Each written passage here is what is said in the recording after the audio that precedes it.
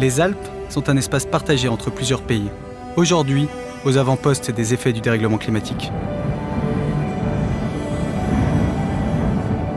Fonte des glaciers, écroulement, perte de biodiversité, difficulté d'accès au transport, baisse du tourisme. Ces effets transforment la vie de ses habitants. Les Alpes sont pourtant un bien commun, le château d'eau de l'Europe, un réservoir de biodiversité et un territoire industriel dynamique. Et si le dérèglement climatique était aussi une opportunité? L'opportunité de pousser les femmes et les hommes à agir sur le terrain pour s'adapter et créer des sociétés plus résilientes, plus durables et plus justes, surtout au niveau local. Sinon on va la mettre un peu de travers comme ça. On est parti? Si tu le dis. Ça va le faire? Allez, il va falloir. Hein. Allez, allez. Et voilà, on est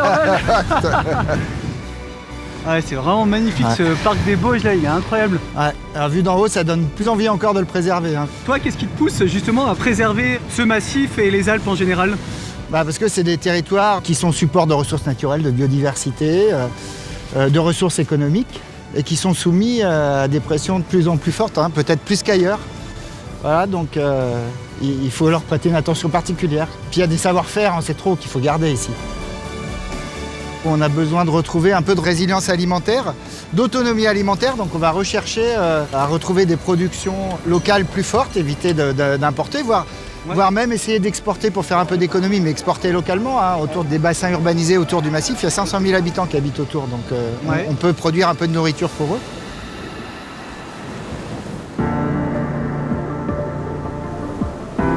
Je pense que les jeunes ont tout à fait un rôle central pour accélérer, pour implémenter cette transition écologique dans le long terme. C'est une sensibilisation de base et une sensibilisation qui construit le futur à long terme. Tu peux tirer vraiment fort? Ah oui, ok. Waouh! C'est génial! Ouais! En réunissant les 7 pays et les 48 régions des Alpes qui ont les mêmes difficultés, l'Union européenne aide tous les acteurs de la région alpine à travailler ensemble et à apporter des réponses collectives. Ces aides facilitent beaucoup la collaboration sur le niveau international et surtout dans la région alpine. Pour permettre le tourisme 4 saisons et pérenniser les activités économiques, des festivals outdoor transfrontaliers se développent. On est très proche de la nature, on est vraiment dans un milieu outdoor. Plein air. Ouais, c'est vraiment le vol libre. En fait. On se sent libre quand on est, en vol. C'est vraiment on respire la liberté.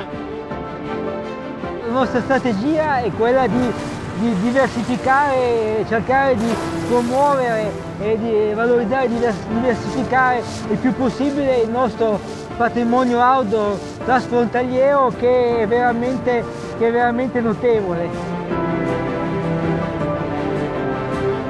Les Alpes deviennent une formidable fabrique à solutions concrètes et locales.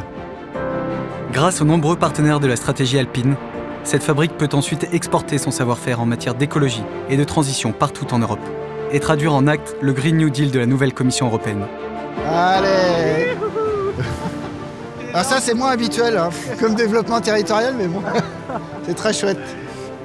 En 2020, ensemble, le gouvernement français et 3 régions, Auvergne-Rhône-Alpes, Provence-Alpes-Côte d'Azur, Bourgogne-Franche-Comté, préside la stratégie alpine.